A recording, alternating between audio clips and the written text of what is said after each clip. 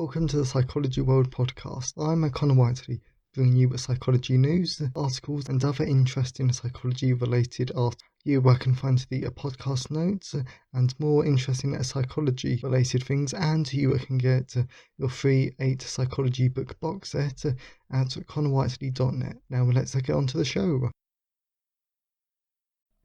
Hello everyone and welcome to episode 64 of the Psychology World podcast with me, Connor Whiteley, and today's episode is on 3 tips to help you overcome the obstacles to exercise.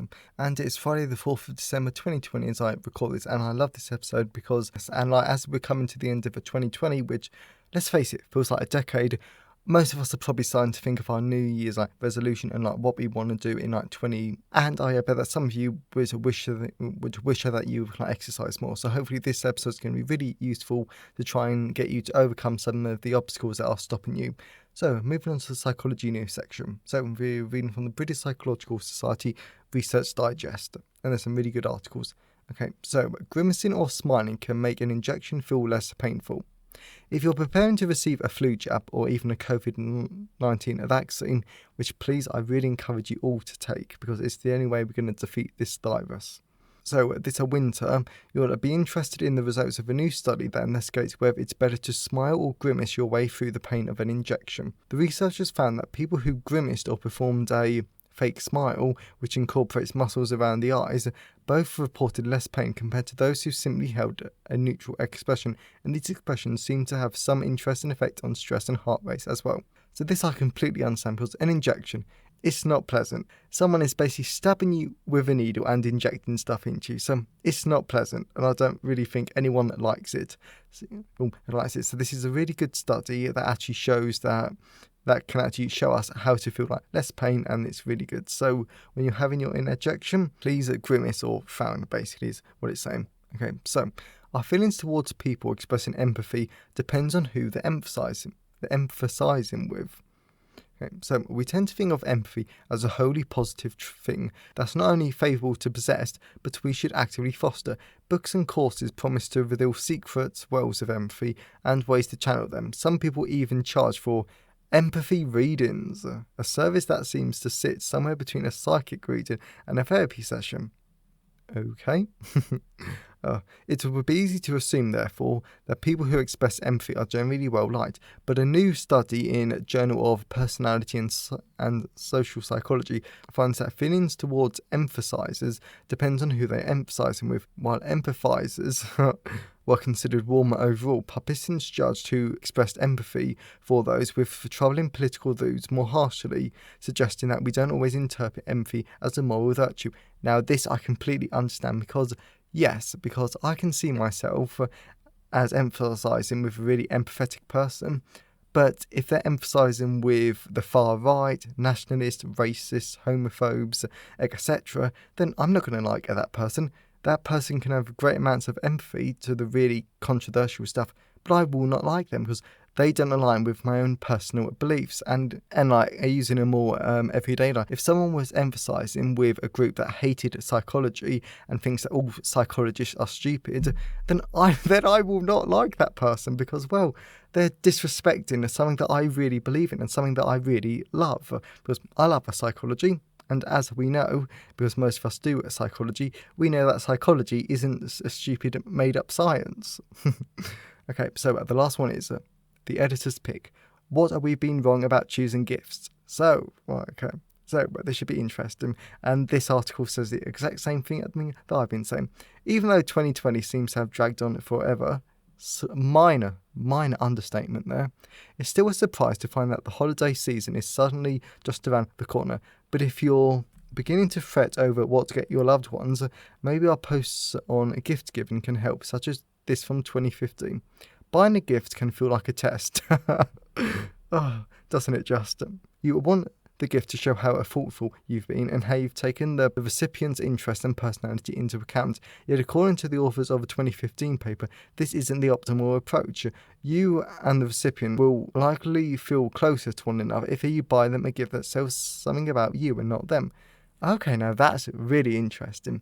So that's basically saying that if you get something that shows you, because I was just thinking about that, and actually I can really understand that, because you're basically sharing a part of yourself with someone, and that can actually be really special because you're basically opening yourself up to them, which, yeah, to be honest, that's actually really, really good, and I'm sort of just shocked by it because of how clever that is. Okay, and I would love to know your thoughts on that, actually. Yeah, I really, really would, actually. Yeah, just please send me your thoughts on that. I think that'd be really interesting. Okay, but that's enough for the psychology news section. So let's move on to the personal update. So moving on to the personal update. So this week, very busy at university and everything, and I've also been doing a lot of stuff for my fiction because I've got a bunch of fiction releases coming up. But moving on to the more interesting stuff, I have a great book recommendation for all of you this week, because as you know, I've been writing this report for statistics, and I thought that the university provided us with a free APA formatting edition 7 and all that stuff. But it turns out that the link they actually gave us is wrong and it doesn't work, and they don't have a free version. So I had to buy one. But I was not going to pay £30 for the official edition, which, come on, most of us do psychology here. We've all had to use the APA formatting guide at some point. We know the majority of it is just full of words with no content, and that's the really annoying bit. So I bought the simplified edition. So there's a great book called, I've actually forgot the title now. It's APA 7th edition simplified, and it's a 50-page book for about £8, maybe $10. I'm not sure, but but even though it's 50 pages, it's well worth the money. It explains everything that you would need to know. It comes with sample papers, as in a sample essay and a sample professional paper. It's really, really useful. And I was just so shocked about it, because I've spoken about it on my author podcast for a different reason. But this is such a great book that I really, really recommend. And then the only other thing that I wanted to mention was really quickly though, was that I had a great biological psychology lecture on primal urges. Primal urges. And I won't go into it too much here, but you've got your 3 primal urges, which are first, hunger and sex. And it was really interesting because it goes into why we get hungry and how we evolved to eat healthily, but then the more recent stuff has overridden our evolution, and it's just really, really interesting. So I'm really looking forward to writing about that in a chapter, because I was actually going to do some biological psychology episodes because I've got an exam coming up. But I just thought it was really interesting, and then I went to write it up and I was thinking, no, I just can't, because if I wrote up one of these blog posts, it would have to be a chapter of a book, and I'm just thinking I'm not in the mindset, because the main thing about this 3rd edition of biological psychology that I would release next year at some point is that there's a lot more merging of it, and there's a lot more building upon the old content, which takes a bit more time. So I can't just quickly knock out a blog post. So it's just stuff like that. But it's really interesting, and I'm really looking forward to talking about it next year at some point. And as always, I would love to know your thoughts and feelings on today's episode. So you can always tweet me on Twitter at Sci-Fi Wiley. You can always email me, connorwiley@connorwiley.net, and you can always leave a comment on the show notes at connorwiley.net/blog. And today's episode has been sponsored by my biological psychology book. So this is a great ebook and a print book that explains biological psychology in a really fun, easy to understand way. And this book is really useful, because something that I've been meaning to tell you all for ages though, is that all of my books I actually use for my own degree, because I'm constantly referring back to it. In my child development presentation, I knew I wrote something about people with a blind sight, which are for all intents and purposes blind, but they have this great ability to reach out and grab objects correctly even though they can't see them. So I knew that I wrote something about that. So I went through my books, I found it, and I put it in my thingy.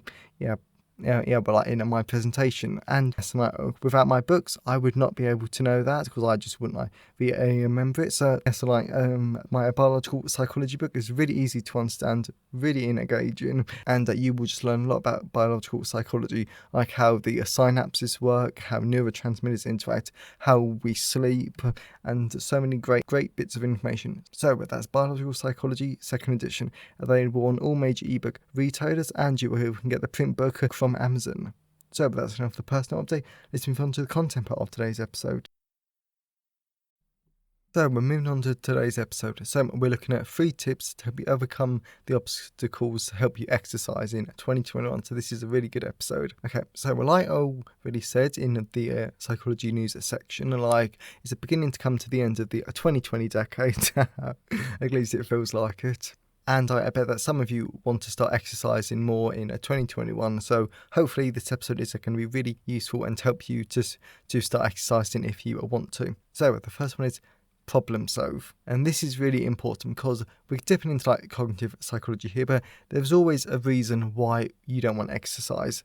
Is it because, I don't have enough time, or you're too busy and everything, or because of the COVID-19 pandemic, you might not want to go to gyms, which is perfectly fine. I don't go to a gym. All I do for my exercise, which, yes, is that I have a mini bike in my room, and I literally sit on my chair, put the mini bike in front of me, and I just go on there for like half an hour, 45 minutes, and I'll just put the TV on, and I tend to watch YouTube videos, or if I brought an online course for writing or something, I just tend to watch them and write down my notes. Sometimes my handwriting is a bit illegible, but it's really good, and it's the way I could work out. And something else that I do, which is really embarrassing, is that sometimes I just walk on the spot, or when I'm doing bits and bobs, and that's how I get to 10,000 steps a day. It's the whole point of this is that you've got to do what is right for you. But going back to problem solving, you need to find out why you don't want to exercise or what's stopping you, and to try and solve it.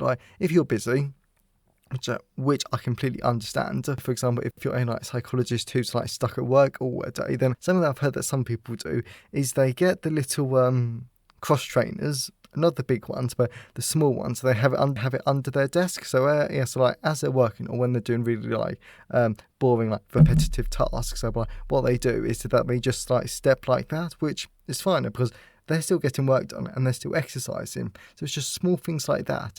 And something else that I read about, so if you're a parent and you don't have time for yourself, then something that you might want to do is that you might want to put a do not disturb sign on at your door. And then you might just want to take 10 minutes out and just do an online fitness class, because despite the many downsides of the pandemic, is that it has given us a more flexibility in terms of workouts, because you can go to the gyms for some strange reason.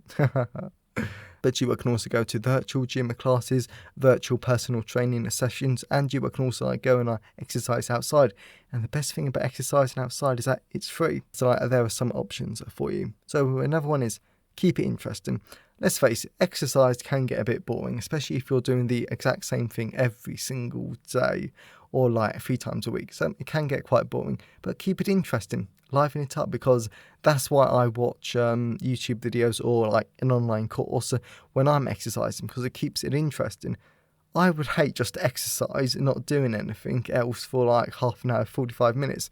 That would bore me to death probably. So something that you could do is that you would change it up. You could do, 3 times a week running if you're into that, or maybe 2 times a week. Or something else is that instead of just running, something else that you might want to do is that you might want to listen to music or listen to different bits and pieces. So I don't know, but you've just got to try and keep it interesting, and then that will make it more fun. And I know that I've used some quite scary examples 5 times a week, which brings us on to our next one, which is about SMART goals.